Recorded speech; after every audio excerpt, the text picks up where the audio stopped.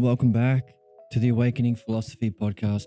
My name, of course, is Jed, and we are reading the Phaedo to understand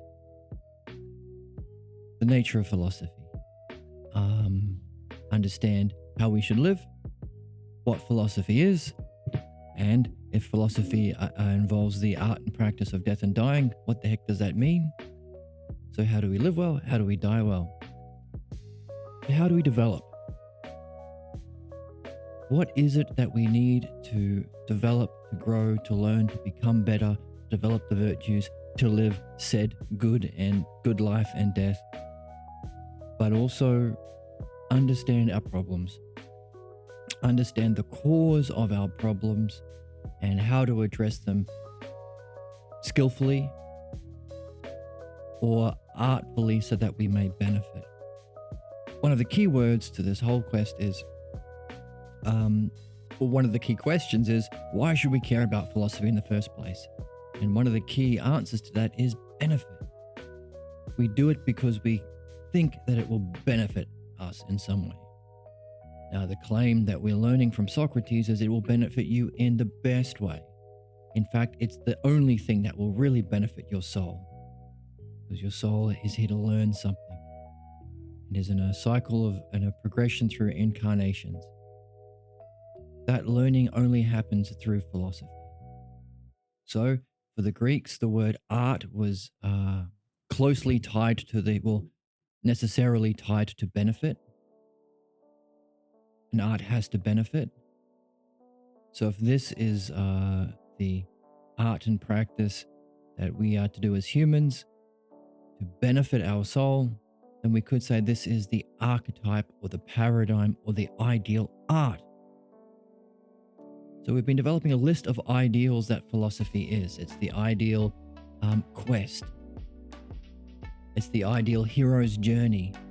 The Phaedo might be the ideal hero's story. Socrates is saying, hey, it's the ideal or primary or archetypal spiritual method, mystic tradition. We're seeing that we have to reawaken philosophy because it's the ideal way of thinking. The way philosophy is taught today in most places, not all, but most places, is not philosophy. It's philodoxia, the love of opinions, and philosomatos, lover of the body, because most philosophers just look through their physical senses and ignore the realm of being. And it's love of contention, debating, how to win an argument. Philonikos. So these are all terms that Socrates comes up. These are all terms that we're getting from Socrates from reading the text. So we're also discovering that philosophy is a kind of reading. The transition, a passing on of a teaching, what they could call a Dharma successorship in spiritual traditions, a passing on of the Dharma of the spiritual teaching that Socrates is doing through the text. But we have to be equal to the task. We have to match Socrates. We have to read with a certain level of integrity. Last time we had somebody from the academic tradition who had some strong beliefs about the nature of the Phaedo. And to his credit, he was open to looking at what was really there. So we moved from what philosophy is considered today, opinions, philodoxia, love of opinions, and philonikos, arguing, debating over whose opinion is right. Didn't need that. Completely and different game to what philosophy is. Why? Because understanding is better than opinions. It's a higher cognitive function, and it can unify. Everyone can play. If something's true, it's true for everyone. It doesn't matter what your opinions are. So we read the text. He had the opinion that the Phaedo didn't mention dreams, and Socrates didn't follow his dreams, and we saw it in the Greek. Of course, because those were his opinions, and we all think our opinions are true. He put forth the idea, oh no, that's a mistranslation. Thankfully, we have the Balboa translation, which has the actual Greek and is a better translation in general, in that it's more accurate to the actual terms. So we looked it up for ourselves. Notice there was no opinions. We didn't have to trust the translator. We didn't have to trust our teacher. Didn't have to trust popular opinion. Didn't have to trust the authority of our friend in chat. We just read. Simple as that. We just read. And but in doing so, we discovered a new question. Hang on a second. If Socrates is following the mastership of his dreams, of the dream master, well, dream master is a term that we give to whatever it is that creates our dreams. And we say master because it's a master of drama. You never get bored in your dreams, do you? And if it happens to have benefit, that might we might be able to say, well, it's a master of some sort of art. Hang on a second. Socrates is saying it's important for us to have the art of the logos. We can't just trust the logos. We have to develop an understanding, dianoia, and verify that understanding in noesis, and use that understanding to, in our practice, our habitual discipline and practice, to have the virtues. If we don't, we're nailing our souls through vice, through chasing the physical senses. We're nailing our souls to the body. It's going to negatively affect us and our incarnation. So dianoia to nous, and with the virtues, that upgrades to a kind of virtue, which is the greatest virtue, phronesis. We're on a hunt to find out what that is.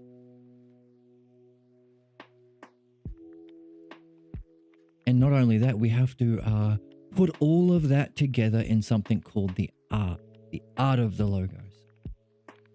So if Socrates is setting this as a standard for himself, and yet if he had this art, by the way, we know that he probably has it because he is confident that he lived life well according to the virtues, and he is not going to his afterlife uninitiated, meaning he had the experience of noesis. He was able to separate his soul from the body, and he reached a certain state of self called phronesis, which happens as a kind of combination of noesis and the virtues. A kind of learning that we are here to do, and once we're completed, we can incarnate to a better way of being. So he's had all that, and he's able to use it to benefit his friends and us in a kind of dialectic with us 2,000 years through time and more. Then Socrates must have this art of the logos, and yet he is still following someone else who must necessarily therefore have a greater mastership of the art of the logos. And what's he listening to? What has this? Dreams. Maybe, this is what follows from our reading. What started off as a curiosity when we first read it. Oh, he's listening to his dreams. Wonder why. That seems a bit odd in our culture. But as we read, we developed our own understanding. We leveled up our own seeing and thought. Which means when we go back, what's that called? Ousia, which is like the faculty of cognition that can apprehend noesis. When we went back to the start and read it again, we brought this new seeing with us. This is an aspect of the dialectic and the spiraling upwards of Ousia. Ousia as personal development. So when we went back to it, like, hang on a second, we can bring all these ideas of noesis and virtue and dianoia, and specifically the art of the logos. We didn't have them the first time we went through the conversation.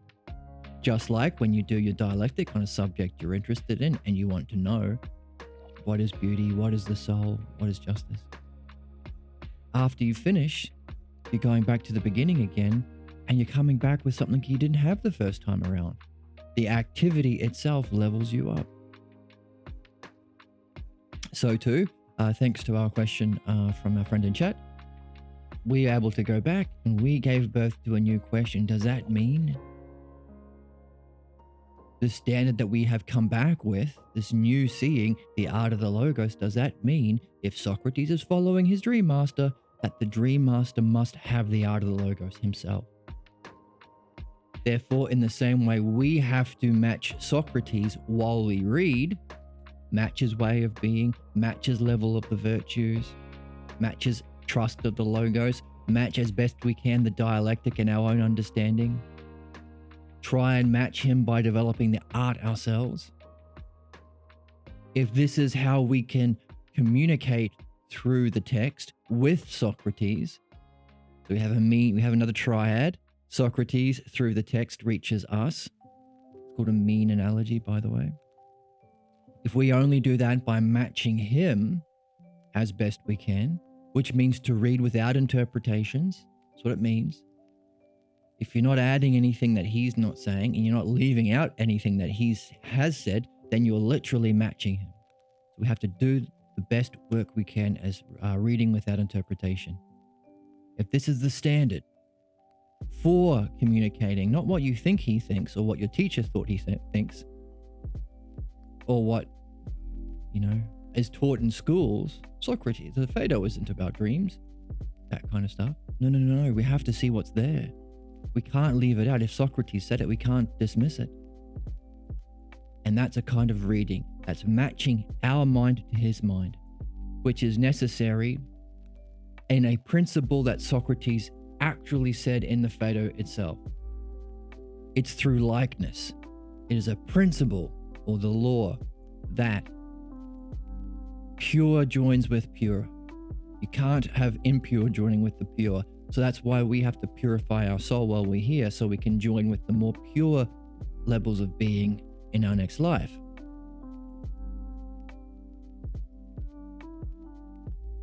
So too, we have to purify ourselves from our opinions, our prejudices, our false beliefs, our interpretations, to join with the mind of Socrates. And if we can do that, or to the extent we do that, that's the extent to which we can gain this teaching, engage in this conversation, keep the conversation moving forward, learn from Socrates. And if he is functioning through an art, benefit. Oh, and it's the same thing with dream analysis.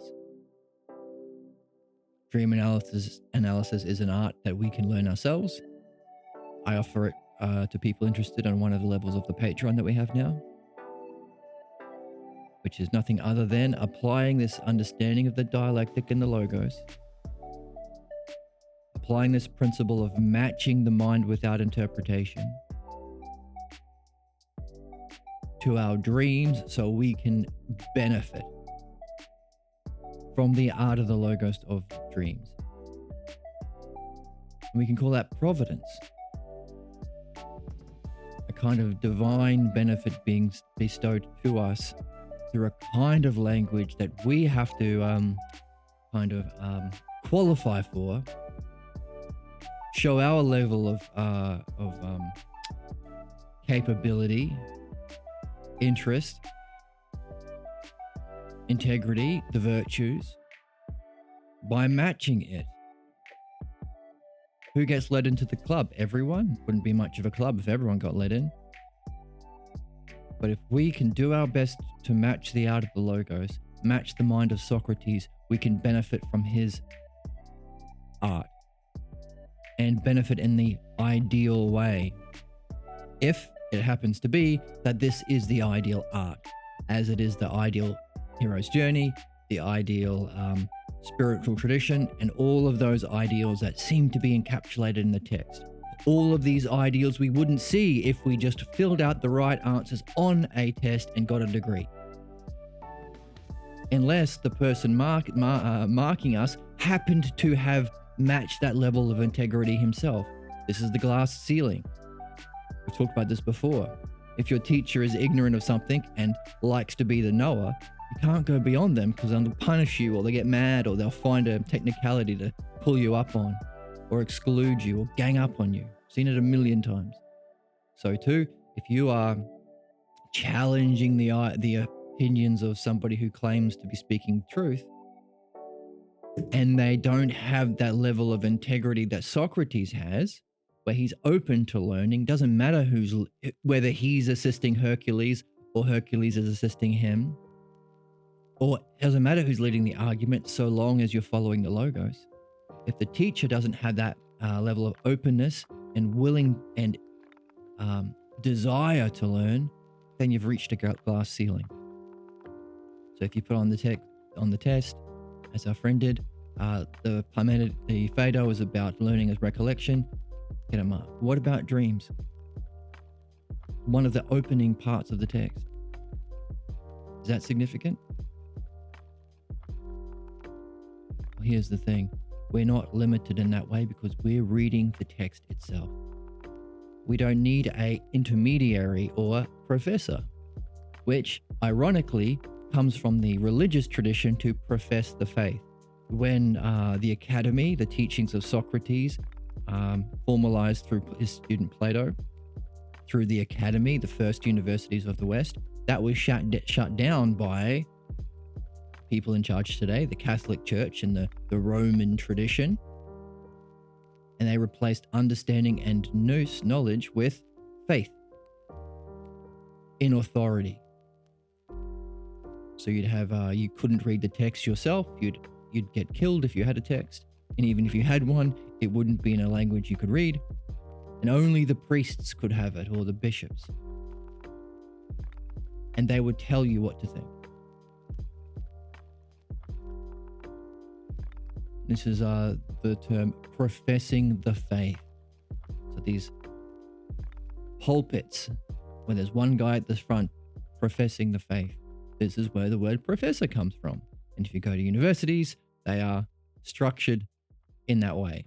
There's like a embankment of the pulpit of students furiously writing down the notes of the professor who professes the faith of the times. So if you go and learn economics, the faith is economics is good, capitalism is good, supply and demand curves meet. Now, anyone who's thought about this for a minute, doesn't matter if you're an economist or not, knows that that's bullshit. Capitalism is terrible. And supply and demand curves don't magically meet and everything is made wonderful with the invisible hand. Even the guy who coined that term said that was nonsense. Doesn't matter. Because truth doesn't matter when you're in a system of faith.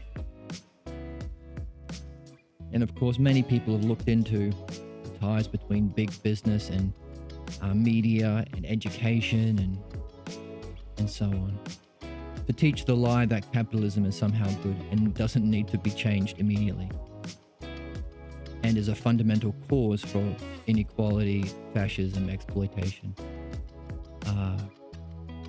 wealth inequality and all that sort of stuff, hoarding of wealth, destruction of the planet, enslavement of its people, all these terrible things that inevitably follow under capitalism. Anyone can realize that. Anyone with access to the internet, anyone who's thought about it for a little bit, so long as you are not stuck under the thumb of the people who are professing the faith, professors.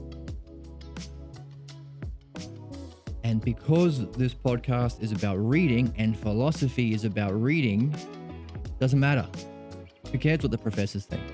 We can read it itself. We don't need this priest in between us and Socrates telling us what I think Socrates says, or what critics think Socrates says, or what he meant was. No, we can see what he means. We can read it. We did that last time.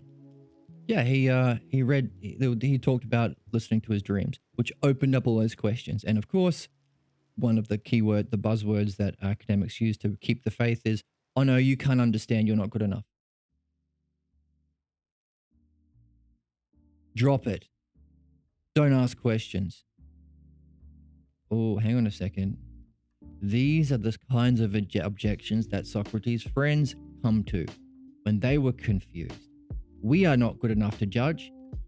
Logos isn't good enough to be understandable and universal, balloons.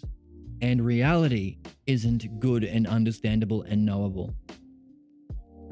The three aspects of self: our reasoning, logos, self-logos, reality or self-mind, and oneself, ourself as the final judge, the seer of that which is seen.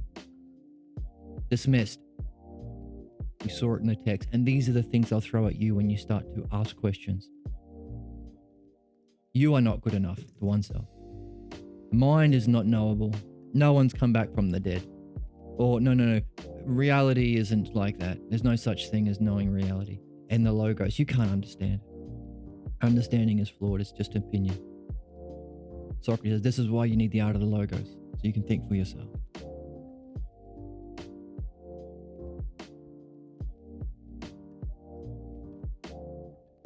We didn't do that. Oh no, we can think for ourselves. We don't have to believe you.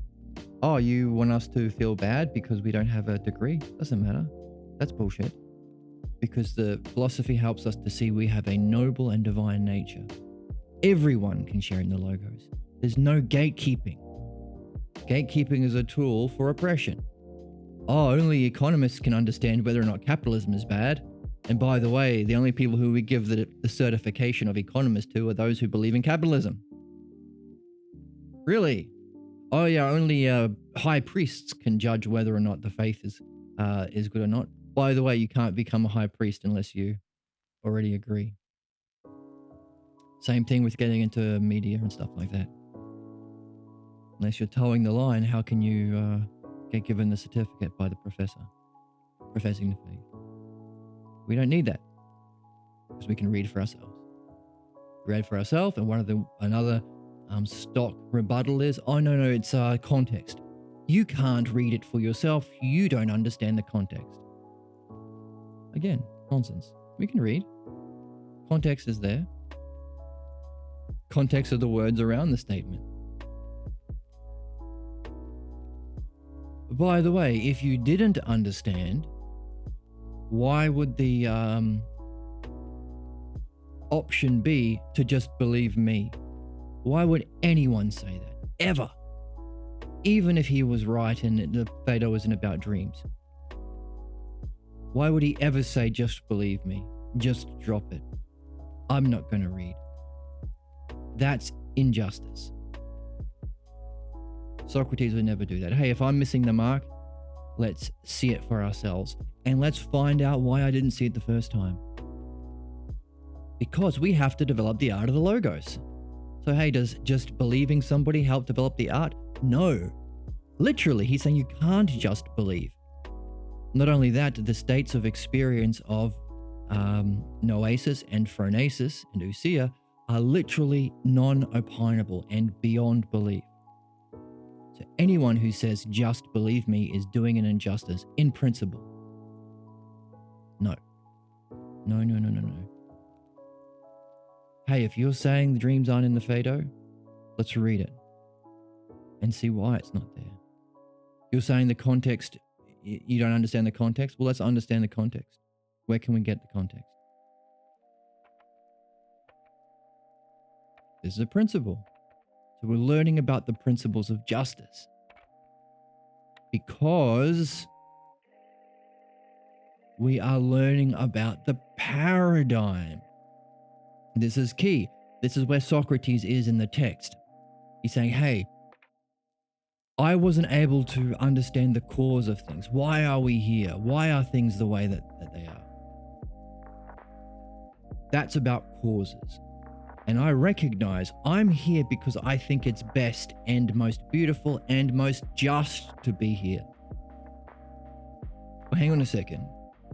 And by the way, Socrates says, oh, and if everything is arranged by mind, if this reality is consciousness, or mind itself, and arranged the way that it should be according to mind, then it must have a standard for what makes this the best way that it is.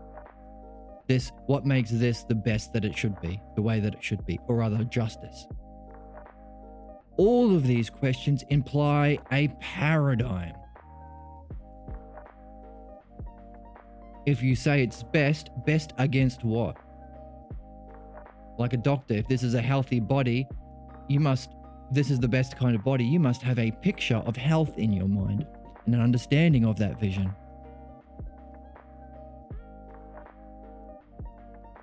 Justice, beauty, best, these all require a paradigm. A paradigm of excellence. That's universal, open to all. So it can't be about professors, can't be about faith, can't be about opinion. That's not a paradigm. It has to have an eternal existence that is apprehendable by all those who are willing to match it through likeness, is what we do when we read. And we're learning, hey, this paradigm, the standard for being a master, the standard for the dream master, the standard for us to get into this better life after we die, the standard for purification of our soul to experience death while we're here. If that all is the standard that Socrates needs to leave behind for him to do good work, the ideal hero, if all of this is the art of the logos, then we're learning about the standard. Therefore, we can judge against that standard. Hey, does this idea of belief and faith, does it help you develop the art of the logos? No, literally, by definition, Socrates says it's the opposite. You can't just believe. You need the art of the logos. Therefore, we can say it's not best if somebody's silencing us or telling us not to read or not to think or just believe or obey authority or obey credentials. We have a standard against which we can judge good or bad, just or unjust, beautiful or ugly, best and not best. This is the significance of a paradigm. And we get this often in the chat. Someone will come in from a different tradition and they won't realize that there is a paradigm of understanding. They grew up in the academic tradition and they think it's just a collection of opinions. Kant's opinions, Hegel's opinions, you name it, they're all opinions. And real philosophy is just sounding smart, convincing people, getting you to believe them by cobbling together all of these different opinions. There's no truth. You can't know this for certain, number one. You can't understand the truth, number two. And there's no artful use that you can develop into yourself as a kind of learning, number three.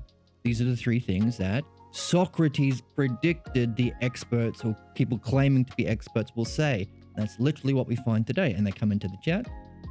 Are we going to read Hegel? Are we going to read this other spiritual text? And the answer is always the same. What's the point unless we first know the paradigm? What makes Hegel worth listening to? Because the professors like what he said. Same thing with Adam Smith and the invisible hand of capitalism. Why do we care what he has to say?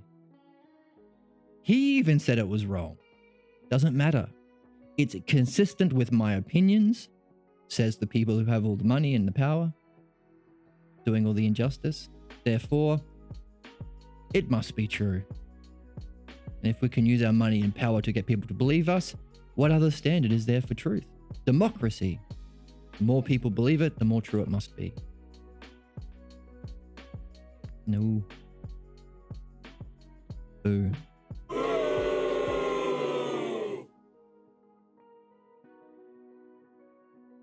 Comes down. So what does make something true? Why read Socrates and not Hegel or Nietzsche?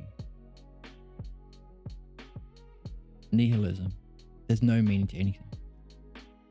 Because Socrates is not speaking from his personal opinion. He makes that clear all the way through. He's following something higher, either the mind, his dreams, or the self, or his daemon, or maybe it's the same thing, through which there is a sound, true, universally understandable principle called the Logos. Not just that, there is a sound, true, universally knowable reality that has all of the adjectives we're learning about being immortal, pure, deathless, divine, called reality. He is specifically giving us what we need to understand the paradigm. Defining it, demonstrating it, dividing it up to its parts so we can play and learn it too. And as we learn and practice and match that level of integrity, that level of virtue, that kind of exercise, the right, correct activity of philosophy, we can verify our understanding in our own direct experience. So giving us understanding, which is above opinions, academic, and a dianoia understanding, by the way, not an understanding of opinions. That's not the way that we're using the word here. Dianoia. And above even dianoia is noesis. That requires a knowable reality, a being, mind. And of course, there may even be levels above that we'll get to hopefully soon. So how do we get into that learning? How do we shift from what we brought up in, the Latin tradition, the oppressive tradition, the Roman Catholic tradition, the modern tradition, the anti-Socrates tradition, the Aristotelian tradition? How do we escape that bondage, the chains of that kind of problem, to start asking questions about not the physical world and opinions, because opinions are of the physical world, but of mind itself, of being itself, and its understandable pattern, the logos. How do we make that jump? How do we transition? Especially when there ain't many people around talking about being and mind right now, because of the way history went after Socrates. How do we make that jump? That's our question right now. How do we become true heroes? How do we reach the paradigm? How do we get that which we need to understand anyone? Kant, Hegel, Adam Smith, Hitler, Trump, Nietzsche, you name it. All of them are going to be a human being between the ideal and the problem that they have. That's part of the art, Socrates says, being able to judge. Everyone's within here somewhere. How do we get that so we can read whatever we want and understand it and see the meaning in it and see the significance in it? The same way how a doctor can get any patient in.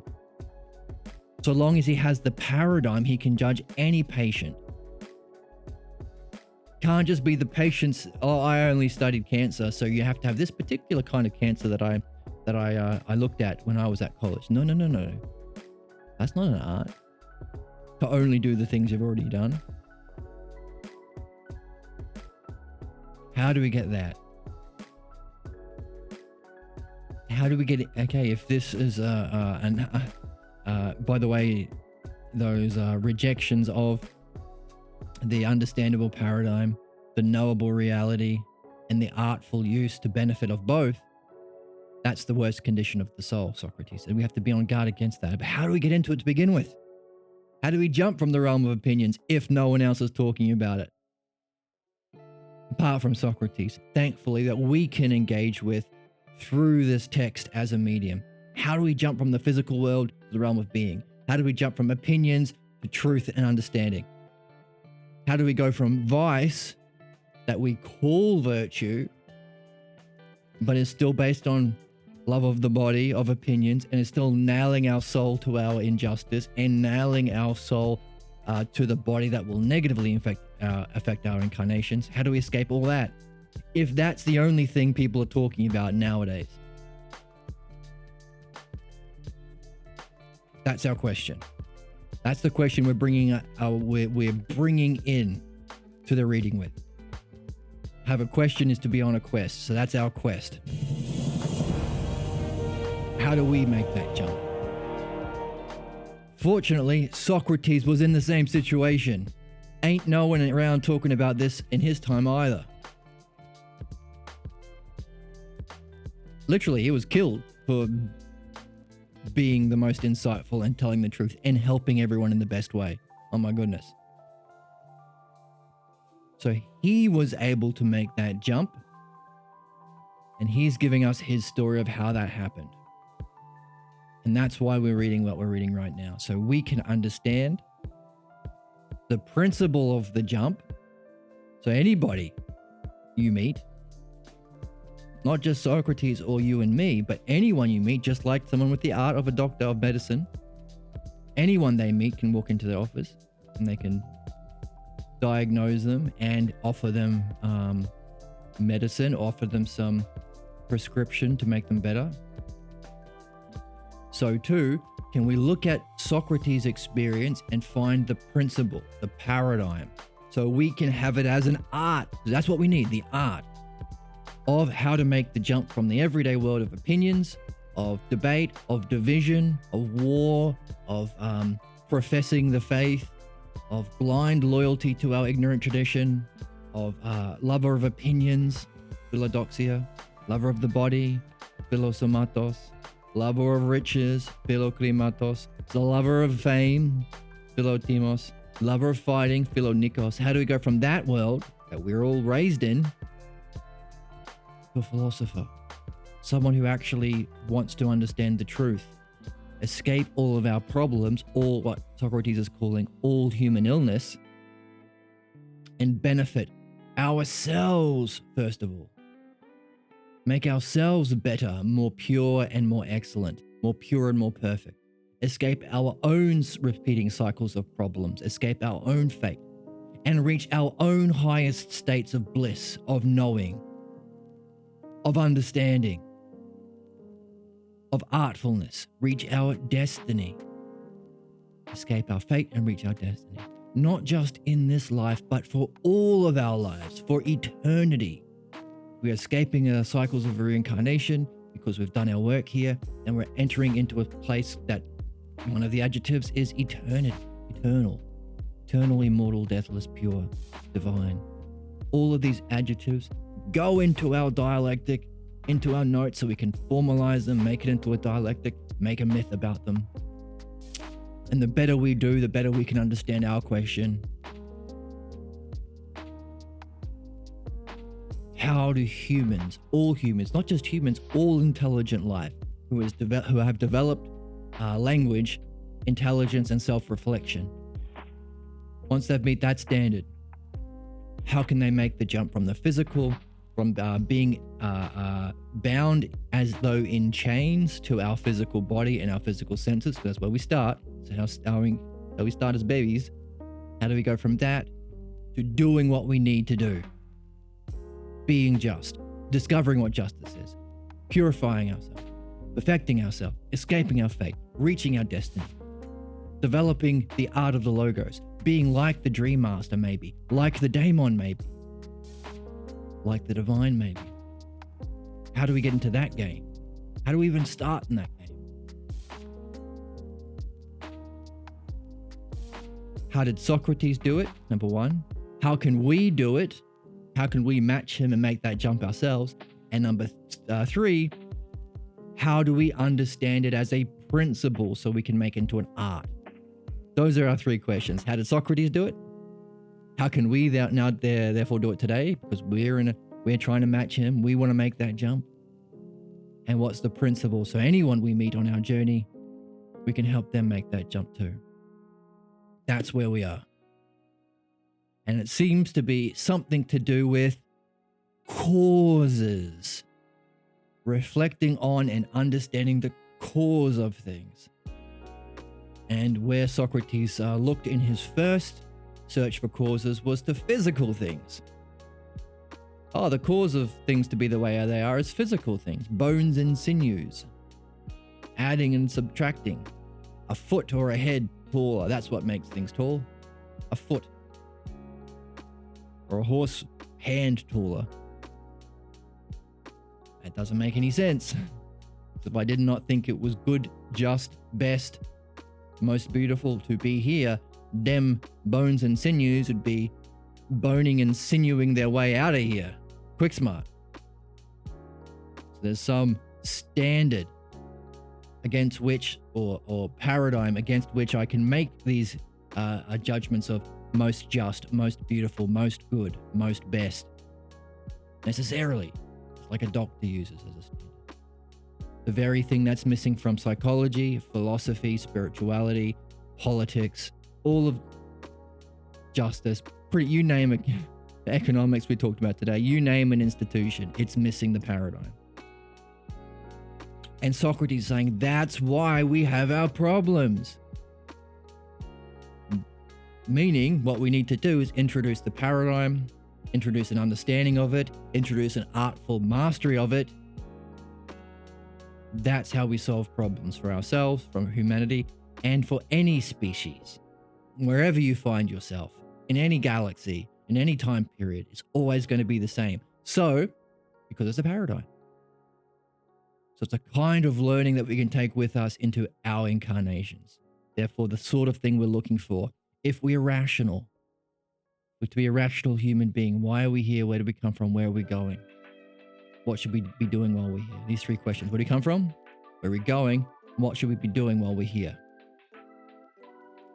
Well, it must be something to do with this. So, Socrates' first search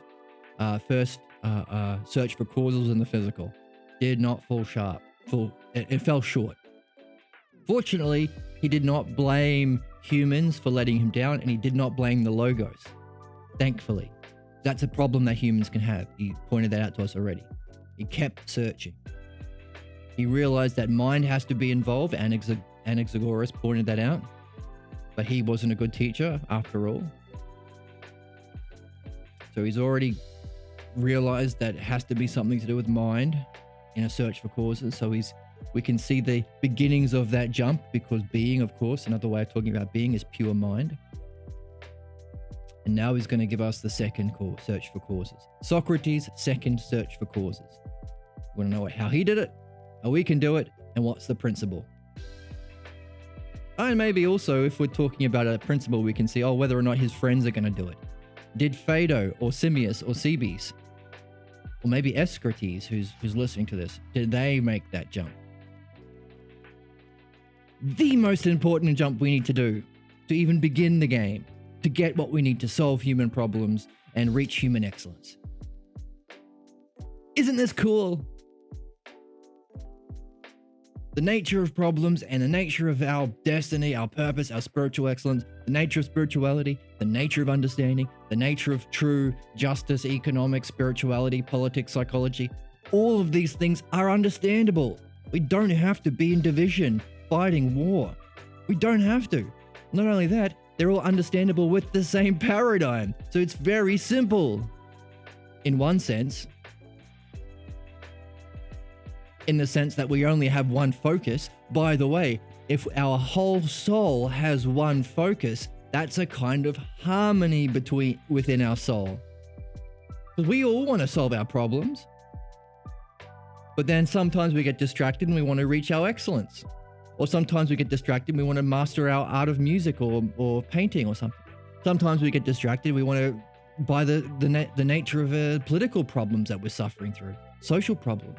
Sometimes we get distracted by the mother nature, the state of the planet and pollution. So many distractions. Hang on a second. If they all have the same cause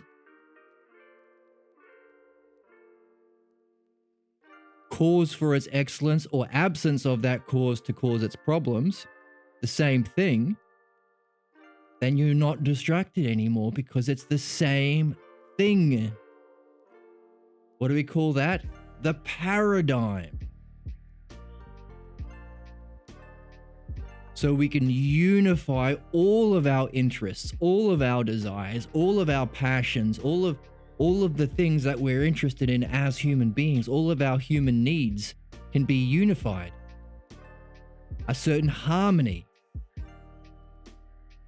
Right, a lot of self-reflection in chat.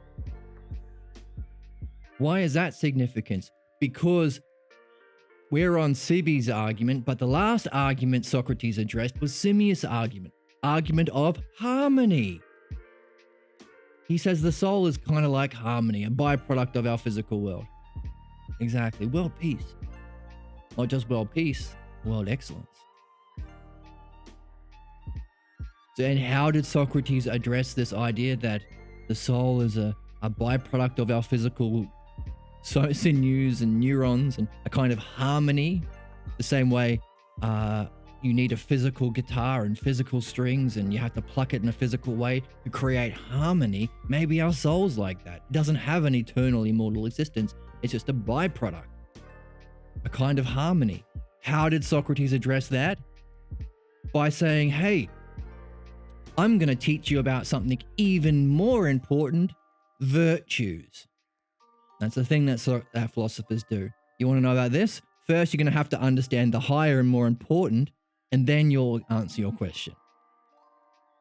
So earlier he did that, like the question, one of the earlier arguments is our soul, does it break up and dissolve?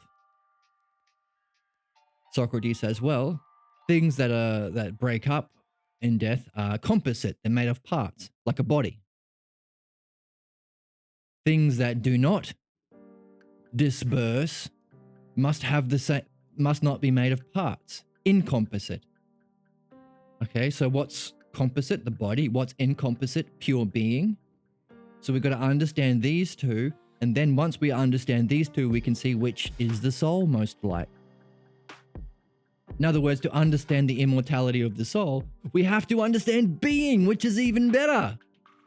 It's a thing. I love that when once you know what to look for, you can see it in other places. It's kind of a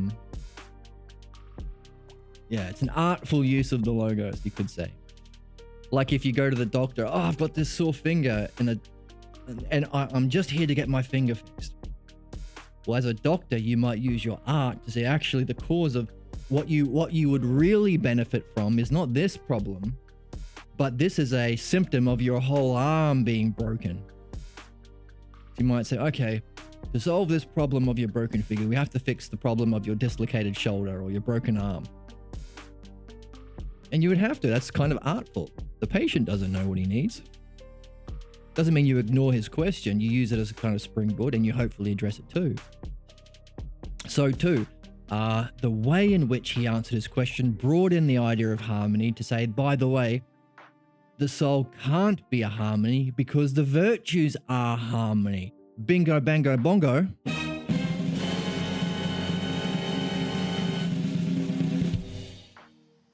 We've learned something about virtue. And if the soul is harmony, there can't be any such thing as vice. Because vice is disharmony or discord within the soul. You can't say harmony is disharmony the same way you can't say equal is unequal or hot is cold. They're opposites. So if you think the soul is harmony, you think there's no difference between virtue and vice. And of course, that's absurd. So an absurdity follows. So within the dialectic, you could say what it is or what it isn't. Okay, so the hypothesis is if the soul is harmony, that's what it is. Define it, demonstrate it, divide it up. In that division stage, there's either going to be a contradiction or there's going to be a necessity and a beauty. If there's a contradiction or an impossibility or an absurdity, then it can't follow. And so within the division stage of our argument of whether or not the soul is harmony, so again, we've done a lot of practice already on how to take the text and map it out onto the dialectic. This is another one I'm going to encourage you to do on your own because we've done a lot already together. Divide it up. Okay, how does the soul being harmony affect other to other? Virtues. Oh, an impossibility follows. What's the impossibility? Or a contradiction? Or an absurdity? There's no such difference between virtue and vice, because a soul, if it's harmony, can only be harmony. Therefore, it can only be virtue. Therefore, there's no difference between virtue and vice. That's absurd. Therefore, the hypothesis, then we synthesize that together and make a conclusion. And take that conclusion and bring it back to the start. That's the fourth step, synthesis and analysis. Take it back to the first step. What was the definition of our argument? If the soul is harmony, we can conclude that that thing is false. So we've got a way of thinking, a way of reasoning, and a way of changing our mind about important things. This is important. We need to change our mind to learn and to have integrity and not be prejudiced and all that. So, and what was our conclusion? The hypothesis ain't so. Soul can't be harmony or a byproduct of the physical world because then there'd be no virtue and vice. But he could have done that many different ways. He snuck in this idea of harmony to talk about the virtues. And so one thing we're seeing is, so we can add that to our dialectic on virtues. One definition or one aspect within your dialectic on what the virtues are, harmony. It's going to be a big one. And hey, one of the great things about our reading and where we are so far, we are discovering that there is a single focus that our whole soul can be on. So there's an expression that if you were here yesterday, you can find it on Mindy Mandel's All About Platonism Republic read along. We're in the cave analogy. It should be on Twitch for a week on my channel, but otherwise you'll find it on Mindy's channel. I encourage you to subscribe and follow that. There's an expression, turning the whole soul around in order to escape our ignorance and leave the cave of shadows to the outside real world, the world of being. And that's a question that was asked in the read along. What does it mean? Oh, okay. I'll link the other person's channel. Is a question in the chat. So it is all about Platonism. Is the name of the YouTube channel. And she has fantastic videos. She's got a fantastic book you can order as well. But the series is Read Along and the Republic. So chuck that in YouTube. So that won't be out for another few days because she records them a week ahead of time. So, turning the whole soul around. Hang on a second. Socrates has been talking about this in our text. Don't get into philosophy and then turn back around to the physical world and get into your pleasures and think these are the most real and clear things. Your desires and pleasures. That's nailing your soul to the body. Can't do that. That's self-imprisonment. That's the worst tool of imprisonment. Turn your whole soul around. And we have to... Oh, cool. We have to bring the virtues with us into our experience of noesis or the outside world, if we're using the cave analogy from the Republic, which means we have to be harmonized. And if we can see that there is a, to use the text, a sound, true, understandable, provable and knowable paradigm, that's the archetypal paradigm for spirituality, as Socrates says. Many are the staff bearers. The only true spiritual tradition is those who do philosophy correctly. For understanding, dianoia. For psychology, applying it to understand and remove our problems. Take that, apply it politically to solve the political problems, the social problems, the economic problems. If they all just require you to master one thing, we have a way of unifying our soul, which is a kind of, hey, if every soul, every desire, every interest is after the same thing, everything is singing the same note in all their different ways. What's that? A chord or a harmony. And that's virtue. Your whole soul turned around to one focus. That's one of the reasons. Wow. Wow. Wow. Wow. Wow. That's one of the reasons I love philosophy so much. It makes things so gosh darn simple.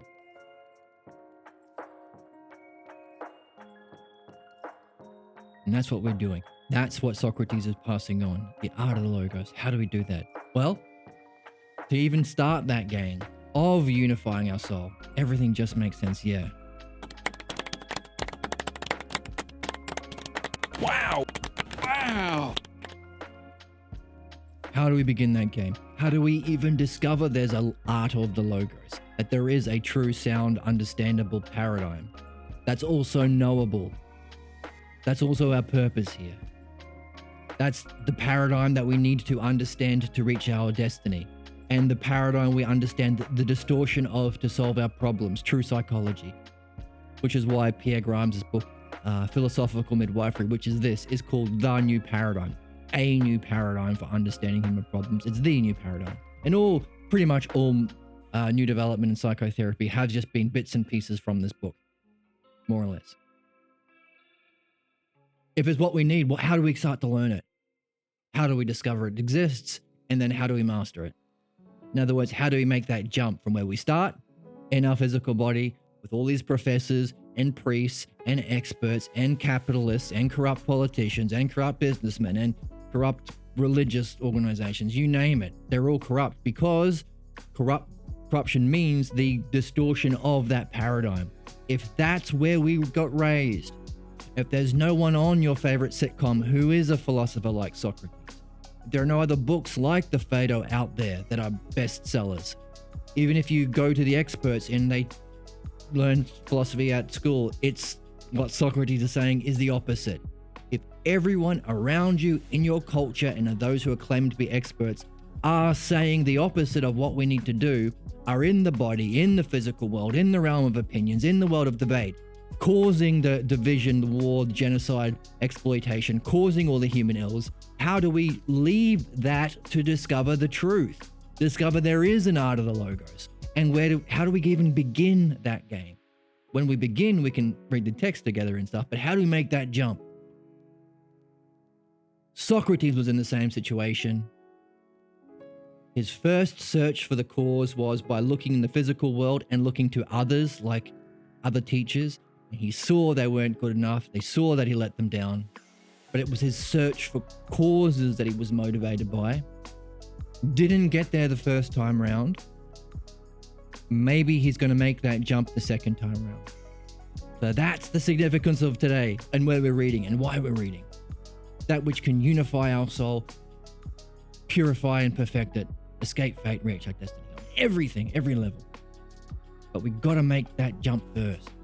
How do we do that? So our questions are, how did Socrates make that jump in his second search for the causes? How can we follow it? And is there a principle so we can make it an art? With those questions and this excitement and passion and unified focus, let's jump in and play the noblest game.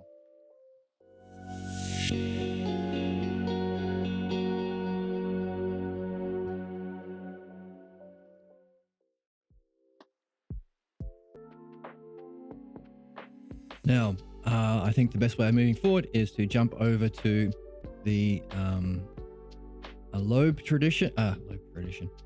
translation, which you can find free on Perseus,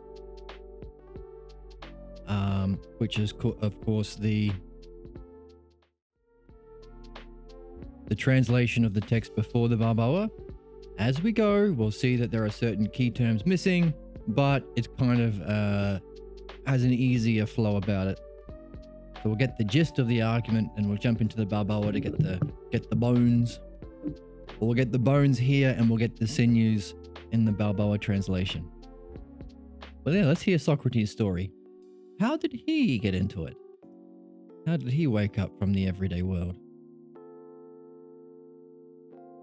Do you wish me, Cebes, to give you an account of the way in which I conducted my second voyage in the quest for, or the quest of, the cause?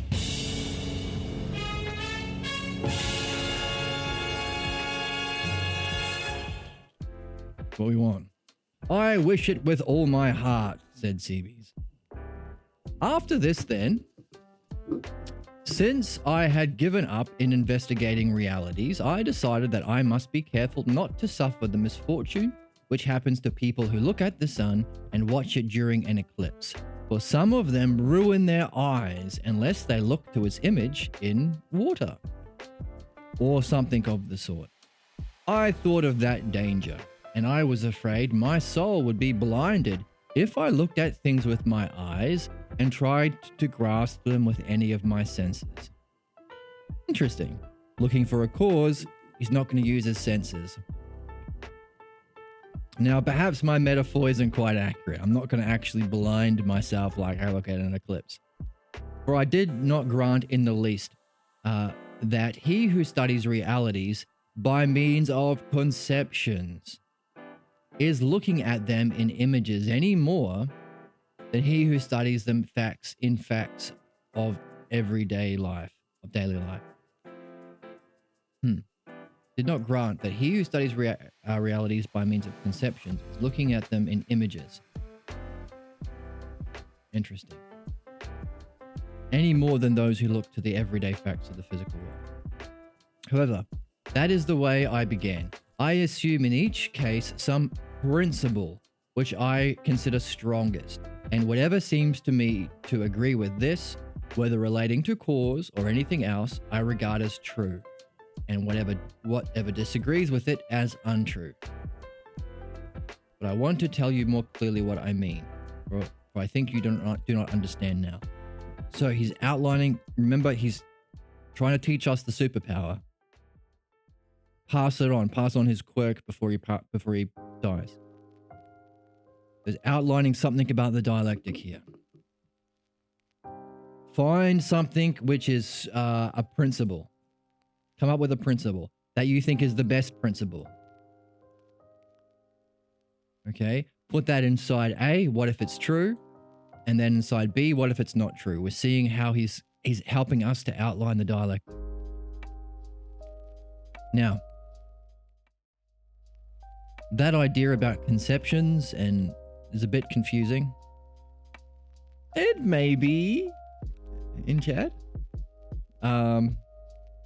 Because we have a standard. Like if he's going to be the ideal hero, not just he can't just demonstrate his heroicness like Superman.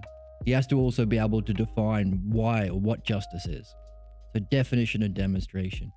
But he also wouldn't a great hero pass on his heroicness? Wouldn't that be even better? Therefore making him more ideal than someone who just takes it with him upon his death. Not only that, if by going through the dialectic, we return back to the start with a new way of seeing that makes our seeing better, could we say we're improving the power? Therefore, someone who can understand the power of the ideal hero can live, demonstrate it, the definition, demonstration, can divide it up into its parts so somebody else can pick them up and learn it for themselves. And if they do that, they can synthesize it together and synthesize it and analyze it, refer it back to the start to see that first defined thing in a new way, and therefore make it better. So it's not just passing on the quirk. He's passing on a quirk that we can improve. So this is the dialectic talked about.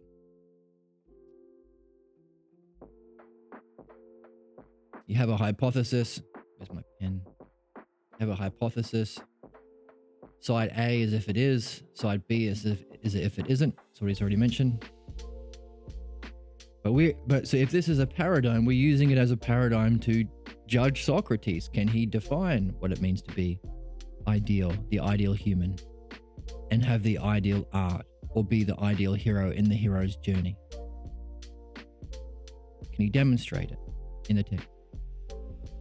Can he divide it up into its parts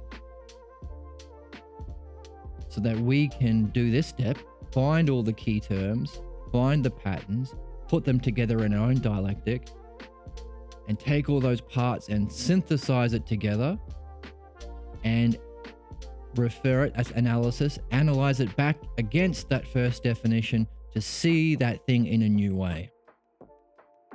So can the hero define what he's doing, do it, pass it on in a way that we can improve the quirk, make it better? And if you happen to notice somebody doing that in mythology, mythologized in a certain anime, then good for you.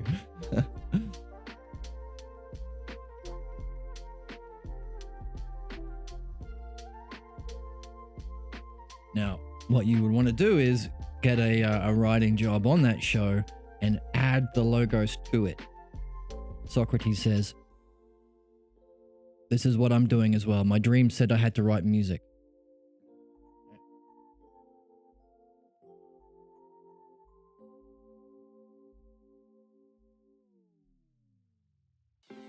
And he said, "I'm not much of a poet, so I'm going to use Aesop's fable. I'm going to use a pre-existing IP."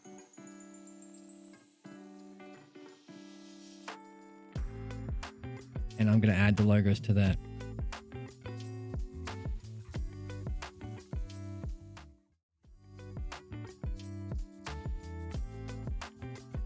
So let's read that same passage in the other text to see why the Balboa is important and why we can only do this task now.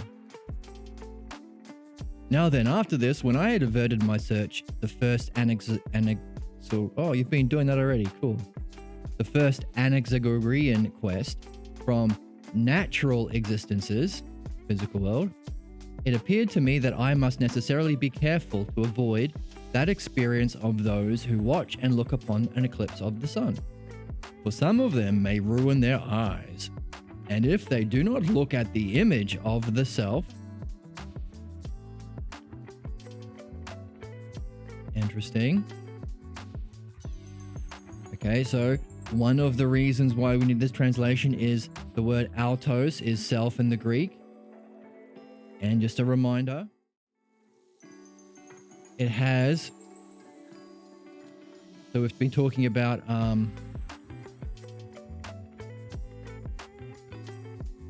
looking in the physical world of becoming. And how do we get into the realm of being so we can find the paradigm and be a philosopher and separate our soul from the body? But if we take those dimensions of reality and recognize that there's a pattern, there's the physical realm, there's the realm of being, and there is above even the realm of being, there has to be something experiencing even the greatest level of enlightenment, even the greatest truth of reality. And that's called the one self, or sometimes the good self.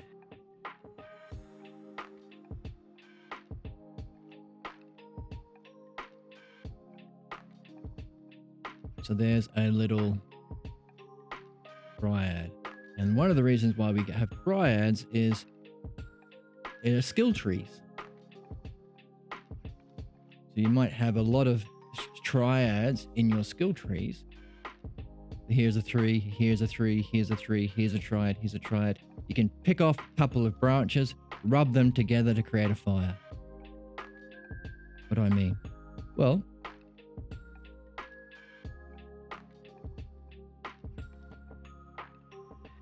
okay, hang on a second. We've got it here.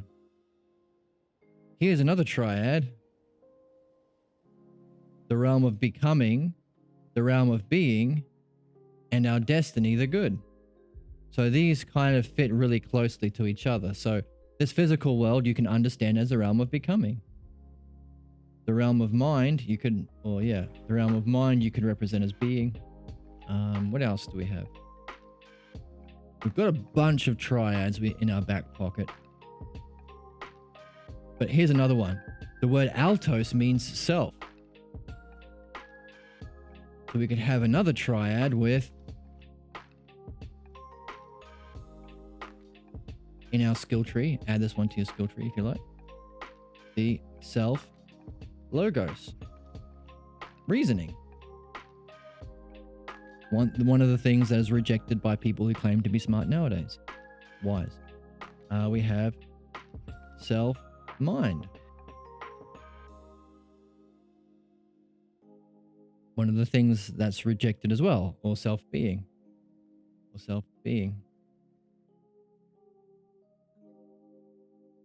Nobody's died and told us about it, so how do we know what happens in the other world? What they say. And the one self. So here's another triad that you can gain insight about by rubbing it up against another triad. So we can say, hang on a second, this physical realm. What's the excellence here? Mastery of the self logos. Could that be the art of the self logos? Here's another triad. This is a fundamental one. Activity, power, and being.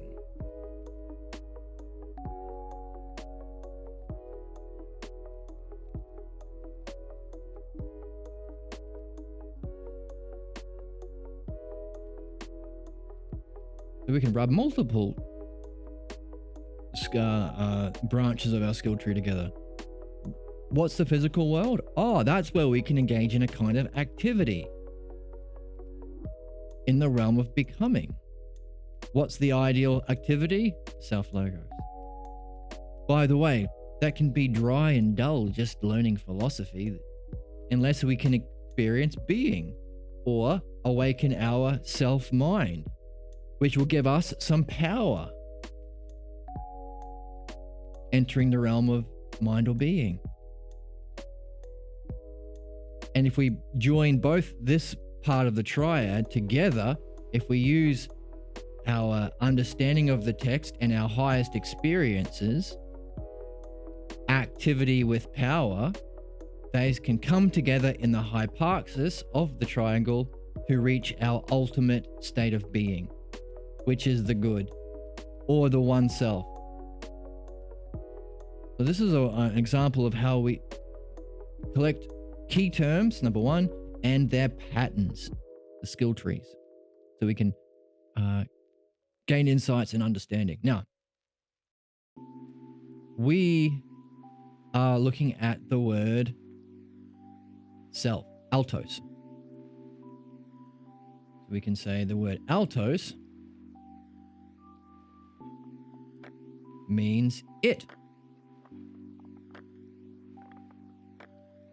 or the particular.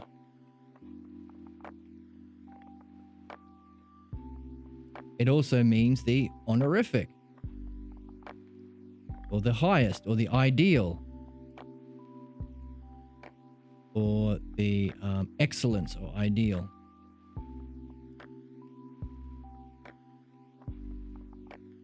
But altos also is literally self, so it can also mean the one self. This is altos in Greek. So what? Who cares? Well, one of the ways of opening up the mysteries of Socrates' words is when you come across the word altos, you can read it as it, the subject of the sentence. By the way, this is the only translation we normally get up until the Balboa, who actually gives us the word self so we can unlock these deeper levels of reading. You can also recognize the honorific, self-beauty, self-justice. Hang on a second, if we have all these triads in our back pocket, we can gain an understanding of what this honorific might point to. Maybe self-justice is in the realm of being and has a power and is in self-mind. Interesting. Self-mind, honorific. In fact, self-logos is the highest use of reason, the honorific. And the self-logos, if we call it the self, and the self not just has a particular, there's a particular use of the self, we're learning the art of the logos. But if it's the word self also means honorific, then maybe the self-logos has a existence in the honorific, in self-being. Maybe self-logos is one of the aspects of pure being. Interesting, which might give it its power. Now, of course, our ultimate goal is to know thyself, know the self. So maybe we can bring this activity that we learn in the physical realm, which we're seeing is a particular mastery of the self-logos, take it with us into the realm of self-mind in the spiritual experience, the honorific of the self-logos, but also the ideal of being. And if we take it with us, maybe we can do philosophy even there. No longer distracted by the many particulars of the physical realm. and the cause of human problems? If so, there might be a level of using these two together in this realm of being so we can reach our destiny, the one self. Yep, destiny is already here. Destiny. Oh. Welcome. Welcome. Silverano stream. I hope you enjoy the chat and the stream. So this is a puzzle that we can awaken by collecting the terms as we go, looking for patterns, looking for threes, and a 3 skill tree, looking for 4s, looking for duads, like in the dialectic. We got 4 here. We've got a pattern of 4 here. Definition, we've got the dialectic. That's a 4. There's also a 2. If it is and if it isn't, there's a 2 there. There's also a triad, because in each of these you can say what's true about it, what's false, what's both true and false. So dialectic has a 3, a 2, a 4, which might be an interesting puzzle. Hang on a second. If there are all these patterns of 2s, 3s, and 4s that we develop in our skill tree in the activity of the hero, the ideal hero's quest, what does it mean if we can see them all within the dialectic? That's a question, but I'll put that aside for now. So, with this in mind, we take this back to our reading because we've just come across an altos. We read it in the past translations of the Phaedo. It didn't have altos. It just said it. But we can try all 3, see what works. If you're given 3 options, try all 3. If somebody says, hey, would you like ice cream or cake or a tiramisu for dessert, hey, take all 3 and taste them all. See what works for you. Okay, so with that in mind, okay, he's using an analogy. He's in a search for the cause of things. Why are things the way they are in our world? And he's giving us a fun analogy. You can't really look directly at the sun. You have to look at an image of the sun in an eclipse. Otherwise you hurt yourself. So, but he's using the word altos. We see it here. So they do not look at the image. You can't look directly at the sun. You'll ruin your eyes. You have to look at the image of the self in water or something like this. Okay. First reading, the particular. What's the particular subject of the particular sentence? Those who look upon the eclipse of the sun, you want to avoid that experience of those who look upon the eclipse of the sun. For many of them, ruin their eyes if they do not look at the image of it in water. The sun. You have to look at the image of the sun in water. Okay, now try the honorific. If they do not look at the image of self-being. Interesting. If we are in the physical world, can we see self-being before we actually become a philosopher and can experience it and enter the realm of being? Or do we have to look at the image? What would be the image of the realm of being that we can see in the physical world? Interesting. Let's keep going. Let's try the final reading of the word altos. One self. You have to look at the image of the one self. What's the image of the one self?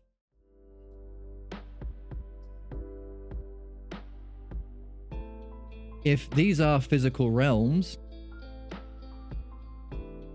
so levels of reality, and one unfolds the other through a kind of reflection or image, just like you live in 3D and then you look in the mirror, you see a 2D image or reflection of yourself, lower dimension. Some things are the same, but some things are lost. Your mirror reflection doesn't have intelligence, doesn't have will, doesn't have logos, doesn't have nous, doesn't have dianoia. But it's still a reflection of you. There are some fundamental things wrong with it that are untrue, you raise your left hand, your image raises its right hand. That's the diminishing. In a similar way, we saw that, hey, if there is a single paradigm that we have to understand, we can unify our whole soul and search for the way of the Logos, the art of the Logos, then we can use it to understand the spiritual quest up this ladder of what is true. And also the quest of understanding, the academic quest, the destiny of all men, all beings. But also, it's the reflection or shadow of that ladder. That's why this ladder's on the ground. It's its shadow cast onto the ground. Therefore, we need to understand this so we can understand the cause of the shadow. It's its cause. Because vice isn't simply not having the virtues. It's thinking you have the virtues, blind loyalty to what you think is true, what feels true, someone who looks true but has the shadow of being. Those are the people that you fight and die for. That's the cause of your prejudices. That's the people who looked like that, who diminished yourself in some way, and you walk away with a false conclusion about your own self-inadequacy. Inadequacy of what? The self. What does that mean? You walk away, because here we go, the word self, altos. You walk away, it's another one, self. You walk away with a incorrect, negative, diminished, or inadequate version, image of yourself and your destiny, your goals to do with your oneself. That's your destiny, reach the oneself. You think, oh, my goals are not important, or I am not important. I need to be a slave to others. You walk away with the idea that your self-mind is no good. Oh, really? I could never have thought this about myself. I thought I was doing good. But this person with the shadow of truth and being related to me a certain way, I could never have thought that. Therefore, there's something wrong with my mind. Or something wrong with reality itself, being itself. And finally, what's the third thing that you can walk away with a negative view of? That's a problem because it's a negative view of the self. Your reasoning. There's no understanding. This is a cruel, irrational world, and I can't participate in it. I can't know things. I can't understand. Reality is not good or understandable, and myself is no good fundamentally. By the way, Christians have the word sin, which incorporates all that nicely, which is a fundamental mistranslation of the actual Greek, which is amartia, which does not mean sin, does not mean evil. That's a lie. The word is to miss the mark. It's an archery term. If an archer misses the mark, they raise the flag and they adjust their aim. They don't think, oh, I'm so bad at doing archery. Oh, I must pray for forgiveness. None of that crap. It's a lie. Now, it's a lie that affects people brought up in that way, because when they're taught that lie, they seemed to have this. They seemed, all those things we're learning about being and the virtues, they seemed to have wisdom itself. They seemed to have caring itself. They seemed to have truth itself. They seemed to be good when they told you that you are a sinner, and that's why you have problems. You might not be Christian, but it's a good example. It's good to use an example to understand this principle. The shadow of being. Otherwise, you wouldn't have believed they're stupid asses and walked away with that view of against yourself. Feels true. By the way, this is the cause of their vices.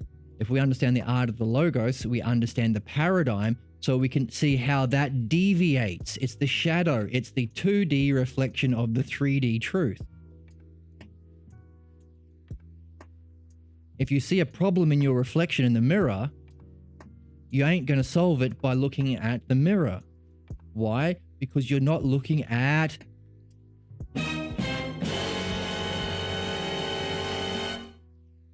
causes. You got to look at the cause of your reflection. The cause is this, your 3D self.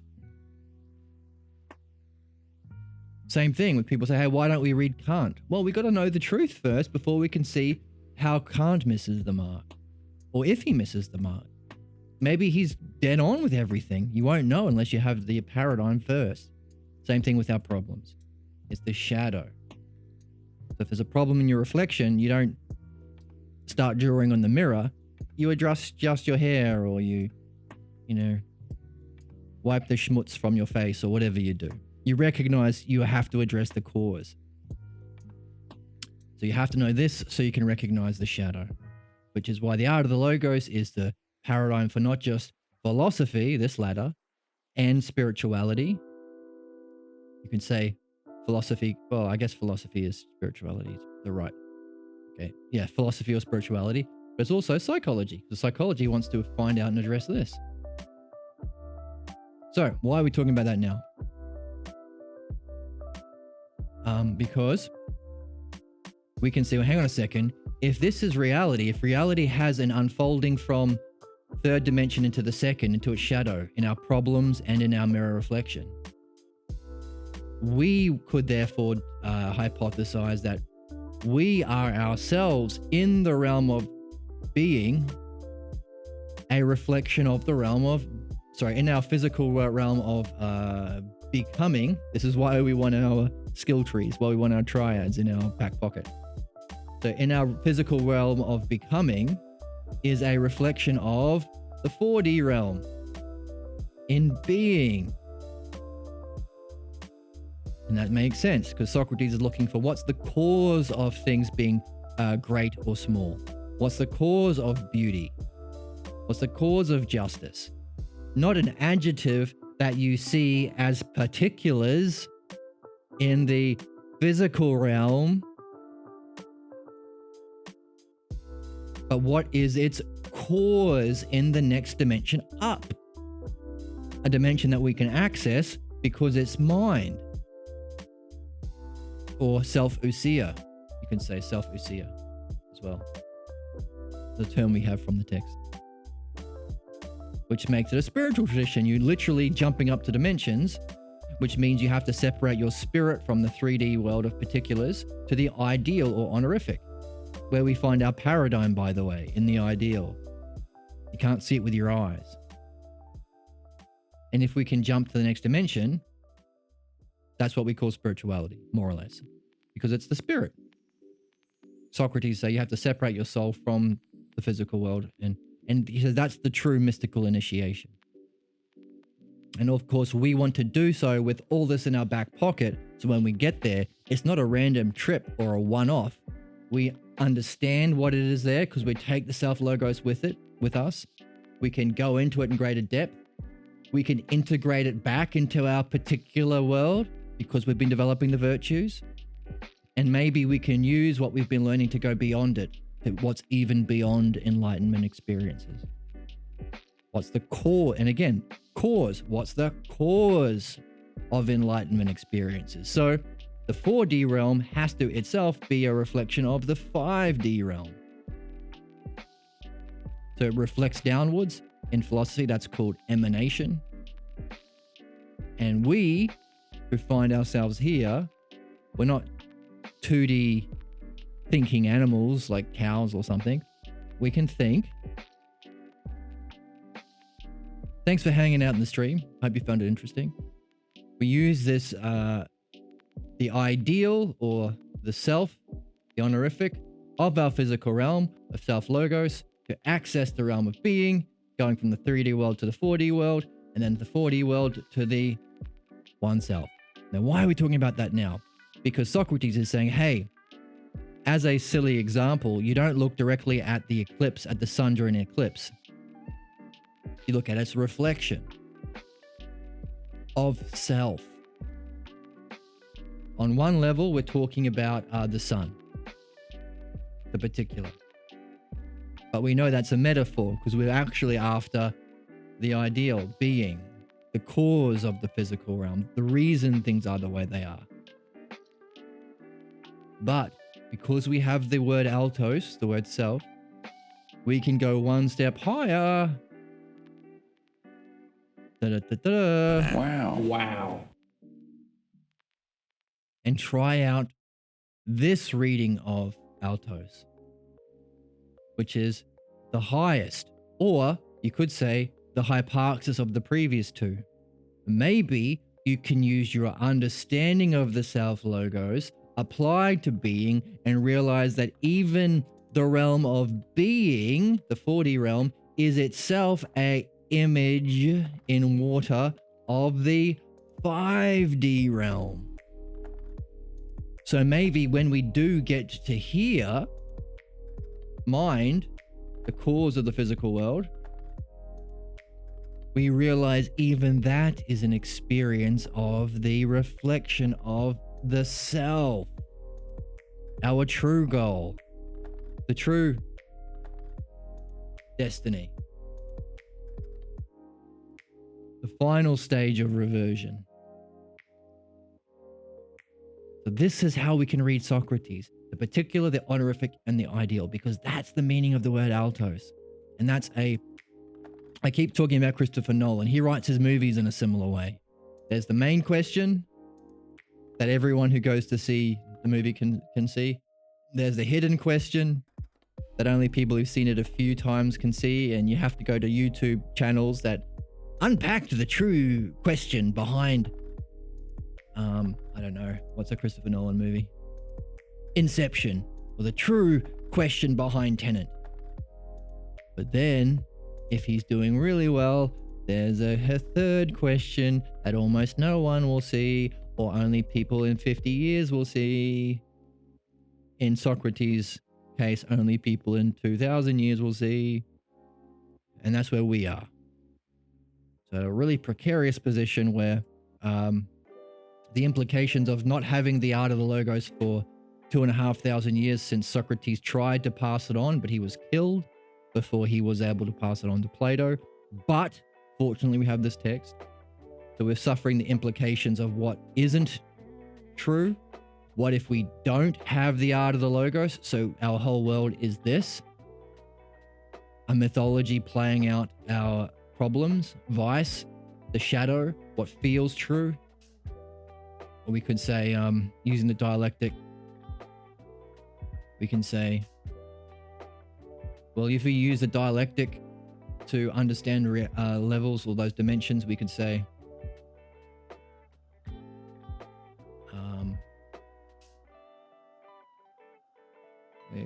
we do that before?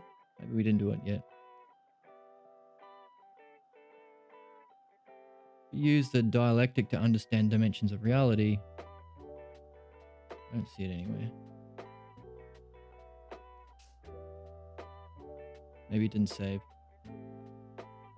Okay, let's just use this one here. So you could say, well, another word for definition is self. No, don't use yellow.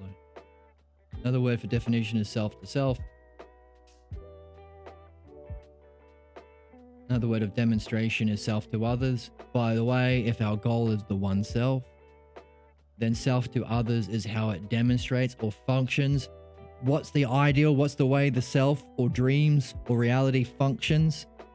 The art of the logos. Okay, what's the next level? Division, those others to other others.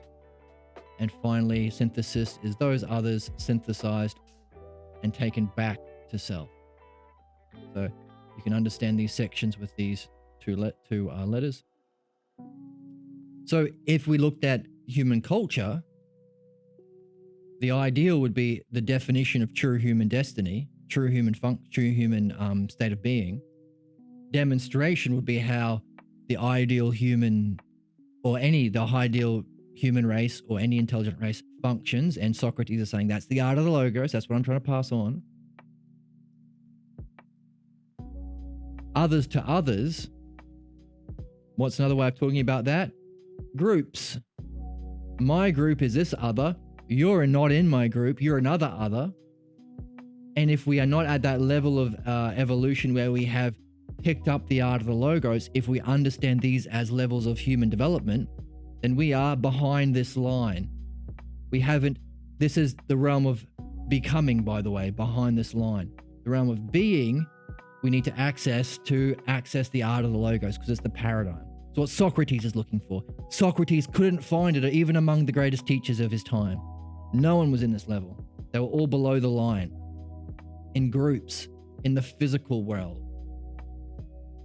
And that's our problem. It's a hangover from caveman days when you had to stay loyal to your cave and everything outside the cave was bad. Now we have division. Us versus them, left versus right, Democrats versus Republicans, Jews versus Palestinians, Muslims versus Christians, Muslims versus infidels. You name it. Rich versus poor. Capitalist versus socialist. It's all division. It's all fighting. Opinions based on the realm of becoming. So we need to another way of understanding where we're reading is how do we make this jump from division to demonstration, using the dialectic as a paradigm to understand human evolution. By the way, Socrates is passing it on. Socrates is saying, hey, I made it mine, self to self. So I'm leaving this world. I'm not reincarnating. I'm going to a better place. Before I go, I'm going to pass it on self from myself, where I have it, to you. So we can use the dialectic to understand the text. Our job is to match him. Ourselves master it. So self to others, that's the art of the dialect, the art of the logos. We need to ourselves master it. And then if we do, we can go all the way back to the start, reread Socrates' definition of philosophy and understand it in a new way. And maybe upgrade the tradition, spiral up, improve the quirk, as someone in the chat referenced.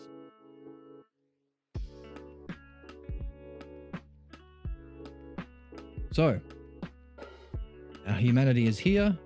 We, in this dream, and as this community, and anyone else you're talking to, anyone else who's reading the text, and because we have the Balboa translation, can pick up where Socrates, yes, upgrade, evolve. We're able to make this jump, and we want to see how Socrates is making that jump. And by the way, we can also use this paradigm to understand all the past translations by all of the past translations only had this. Literally, they were only in the physical realm. All of the past translators of Socrates didn't recognize there are two higher levels of reading. And therefore, they didn't put the word altos in there. And they made a lot of other problems. But that's where we are. And so for like Christopher Nolan, there'll be the particular question that any idiot can see in the narrative.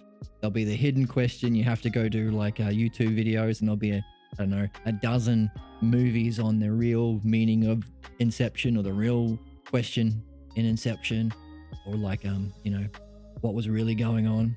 And then maybe 50 years later, someone will come across the highest question, the third level.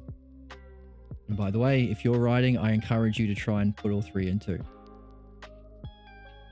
But we can do that. So we can say, hey, we look at the image of the sun in the water. We look at the image of being with the self logos. And we can look at the image of the one self in these two together. By experiencing the realm of being with an understanding of it in our back pocket, we can use that to reflect and say, hang on a second, even this is an image of our true destiny. All that was in just a sentence. Isn't Socrates freaking amazing?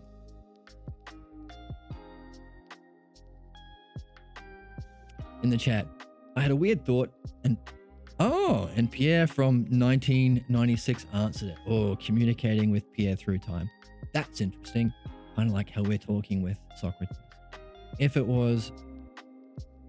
if there is a God, then it's a kind of continuous creation that doesn't start as both are at the same time, or God comes second. So this applies to creative ability in my mind, implying that creation in mind equals to reality. Let's see if I can get this question. If there is a God, then it's a type of continuous creation. It doesn't start, as both are at the same time. Or God, you're saying God comes second to creation? Or if this is God that's creating if this is God creating the physical realm, then it comes second because that has to have a cause. That's kind of where Socrates is. He's saying, hey, my first search for causes, everyone is kind of like we are now. Everything all the people are talking about the physical realm. I realize mind is a better cause because I'm here because of decisions I make in my mind. But then he also said, hey, causes are one thing, but the conditions for causes are an entire another. So he gave us a hint that there is a third level of reading. Right, so nothing can come from nothing, which means there has to be a condition for even the cause. Creation of my mind is first. That's a possibility. So the first emanation from self could be self-mind.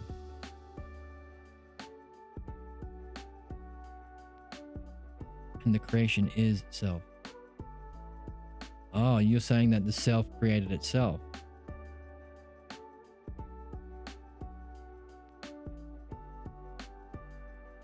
Seems to be a loop though.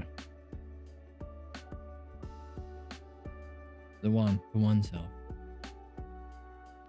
Can't not be. It can't be created because it's the cause of creation. First cause. It reflects. Just like we're looking at the sun and its reflection. Good thinking though. Keep that thought going. And why doesn't create but organize that which is already there? Oh, interesting. There's another possibility. In the Timaeus, he talks about how there might already be stuff that's organized by the realm of being. Actually, Socrates is thinking about this too. Hey, if things in the physical world are the way they are, they have to be organized according to what's most good. The same way, I'm not sitting here in prison because of my physical things. It's because I think it's best for me to be here. That brings in a whole list of terms that being must have access to. What's best, what's ideal, what's just, what's beautiful. So, with that in mind,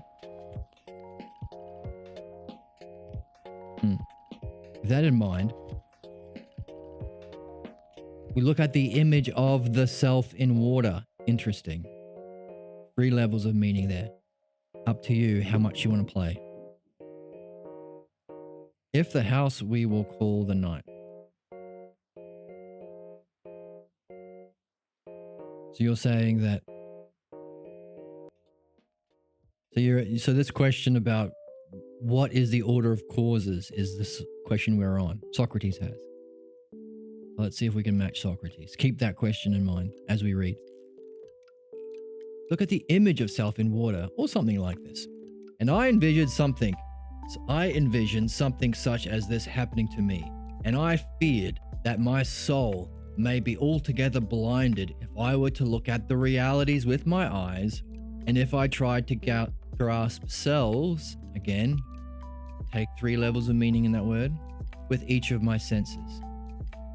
It appeared to me that I must necessarily take refuge in the logos.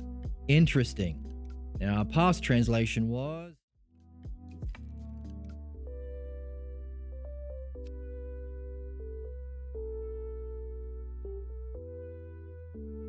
conceptions. Notice, is there a difference between conceptions and logos? Can you have conceptions without necessarily sharing in the self logos or following the self logos or having the art of self logos? My crazy Uncle Pete, he has conceptions, doesn't have the art of the logos.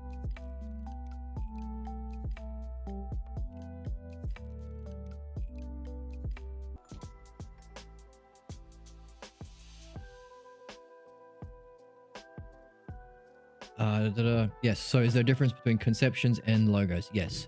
That's another reason why it's important that we're in the game we're in right now. You pick up where Socrates left off.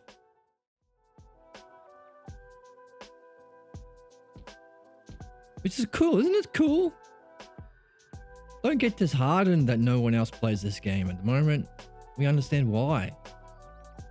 We're playing side B of the Art of the Logos dialect. What happens to humanity if we don't have the Art of the Logos? Yeah.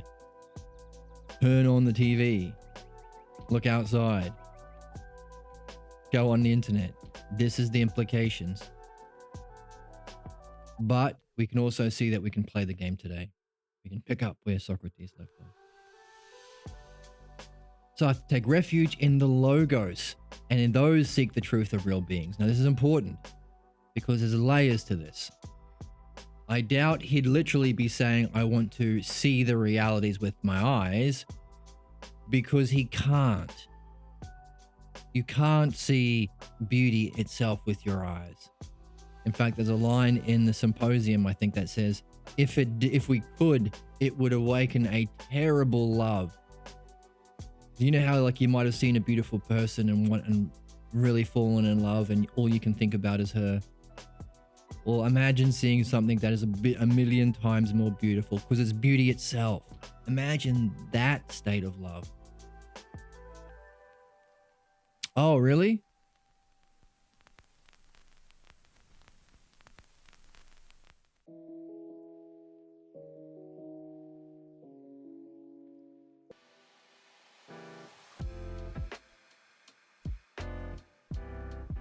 So, I must necessarily take refuge in the logos and seek the truth of the real beings. So, yes, if you did see beauty itself, it would awaken a terrible love, says another text, but also, you can't see it yet. He's still a young boy. He's only just asking questions about causes to make that jump. So we look to the logos to seek the truth around real beings, but he's also giving us clues.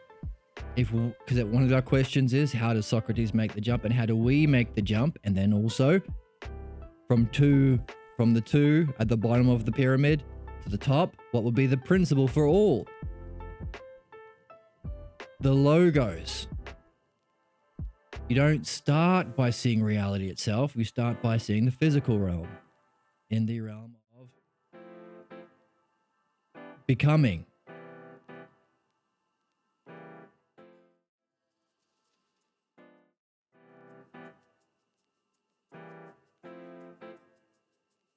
But we can look at the logos. So that's what we're doing. We're seeing the image of the beings through the logos. Perhaps the image which I liken it is not done in a fitting way. For I do not at all grant that one who seeks the real beings in the logos is concerned with images any more than one who seeks them in deeds. Saying, hey, people who seek the real beings in logos are not really concerned with images.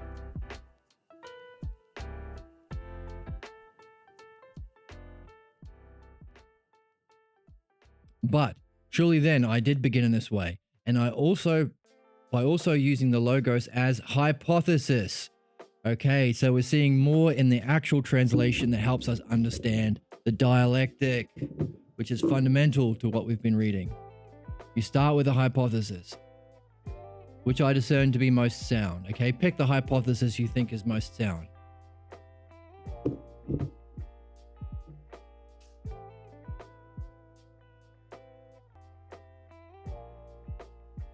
Okay, consider it to be true about cause and about every other real being. Okay, so really breaking it down for us. All of this we miss. Okay, consider it as true. Now, as cause. And then about every other real being, which is what?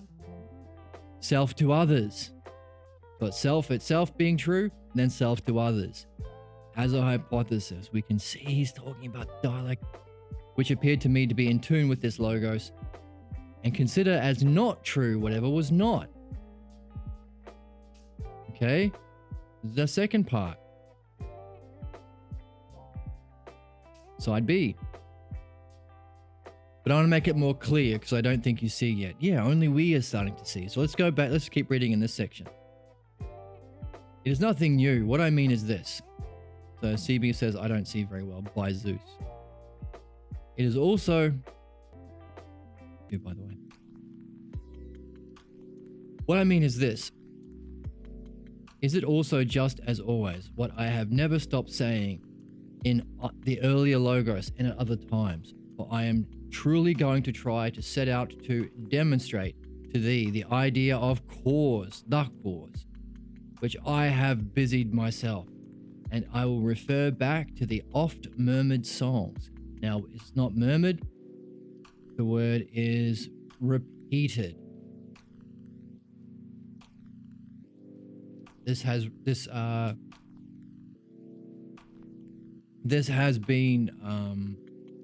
come up a few times. There's a repeating theme.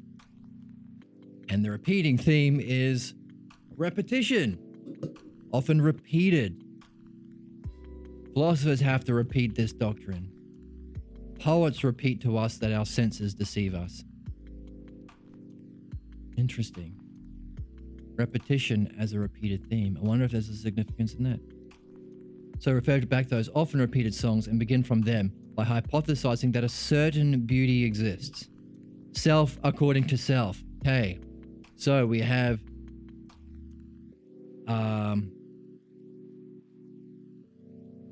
beauty existing. We have self according to self. He's really laying it out for us. And the good and the great and all the others. So make many dialectics, my boy, which you will, and the good and the great and all the others, which if you willingly grant and also agree that they exist, then as a result, I hope to demonstrate and that you will discover the cause that the soul is immortal. Okay, so he's laying out a paradigm. This is how I busied myself in my search. I realize I'm not yet seeing being, but can only see its reflection in water. That's an analogy for not seeing the real beings, but only seeing it in the logos. So we have to start by looking at the logos. But that's a poor image because actually it's not,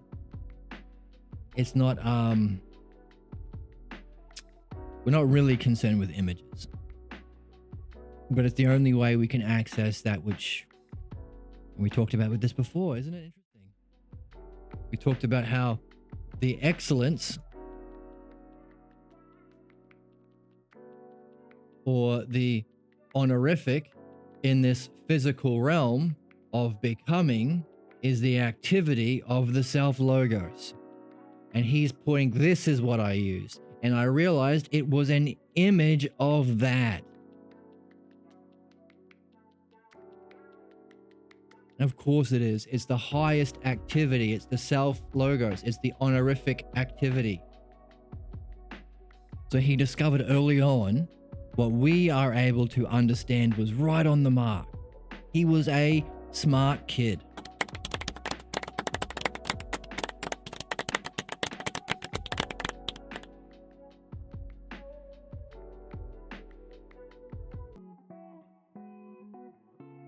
So we can see what's going on here because we've done some work already on the dialectic. Now, past read along on the opening of Parmenides. But he's laying it out for us to learn it. So, if beauty exists, oops, didn't mean to do that. If a certain beauty exists, hypothesize that. Do it according to self. And do it for the good and the great. And all the others. If you think that they exist. And from that, why are we doing that? Whoops. Why busy ourselves in that way? If we do that, we will hope to discover the cause that the soul is immortal. Thumbs up.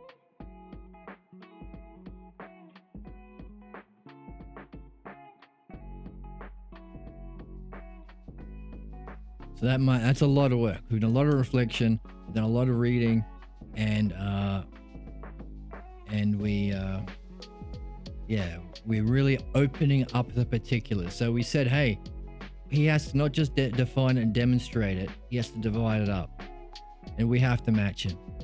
So the work's getting a bit more complicated now. It's not a matter of just listening and following his arguments and trusting him anymore. We have to do a bit more work now. We have to become heroes ourselves. And so we have to bring with us our logos, apply it to the text, read it, and unpack all the sections. All of the sections, none of this was in the previous translation. Again, highlighting only now can we go back to what Socrates left us. The golden age. He was a gift from the gods to humanity. What was his gift? This is it. And we're seeing why it's the gift. And we're also seeing we can only do it now, which is wild. But we are, oh my goodness, I did it again.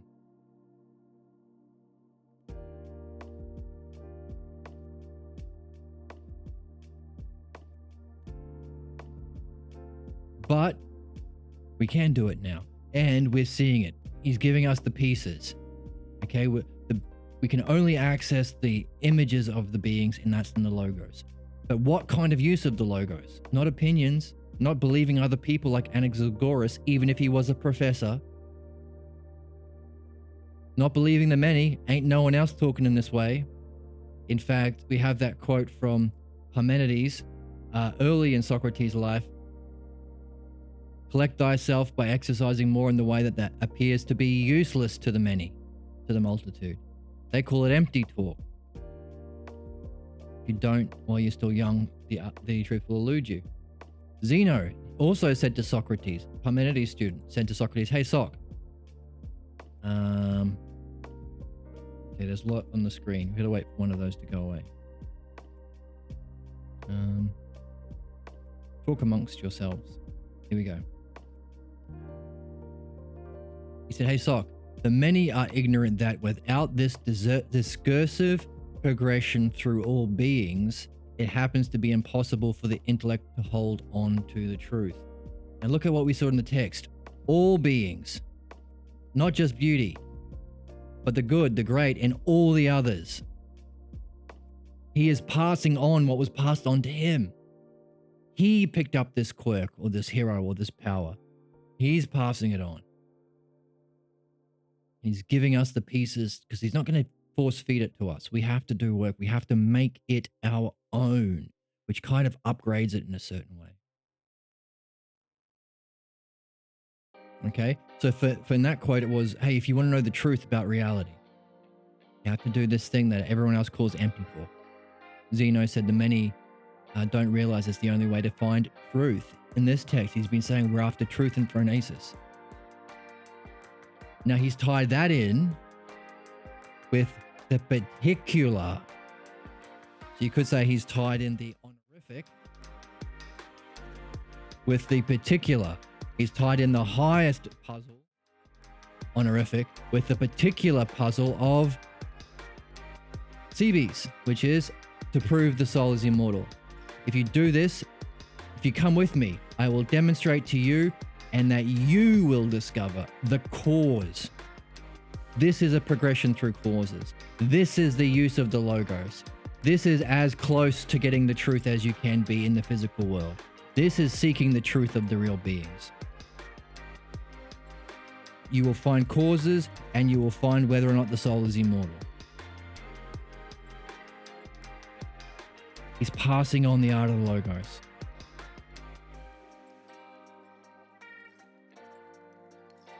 That which can unify and harmonize our soul. That which is the honorific of this world. The best activity we can do in this world.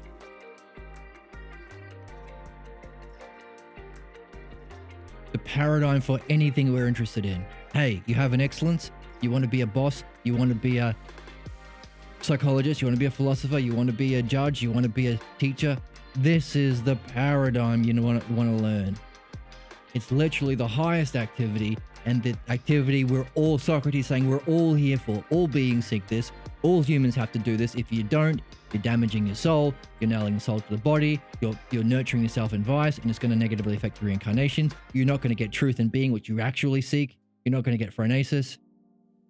This is the thing we're all here to do, and Socrates saw it and knew it, and he's passing it on to us.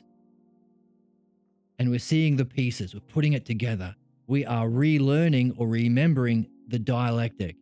And hopefully we'll see that not only we'll find for ourselves that our soul is immortal, and we'll find the cause of that, we'll also unify and harmonize our soul, develop our own virtues, and master the art of the Logos, that which we're here for. We can do it. On that cliffhanger and on that bombshell, let's pick this up next time.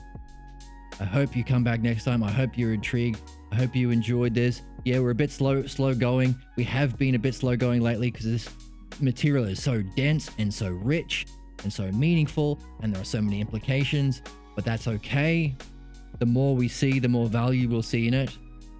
The more pieces we're putting, we're improving the power, we're improving the quirk. I hope you see the value. Feel free to join us live on Twitch with our friends here. Feel free to join the Discord. You can follow along on YouTube. You can support on Patreon. You do all those things. If you have any new suggestions, feel free to add comments in the chat or add suggestions in Discord. Hope you're having fun. Hope you're intrigued. I hope you come back next week or next episode so we can keep going and master this art, harmonize our soul, and be heroes in the best possible way. For ourselves, first of all.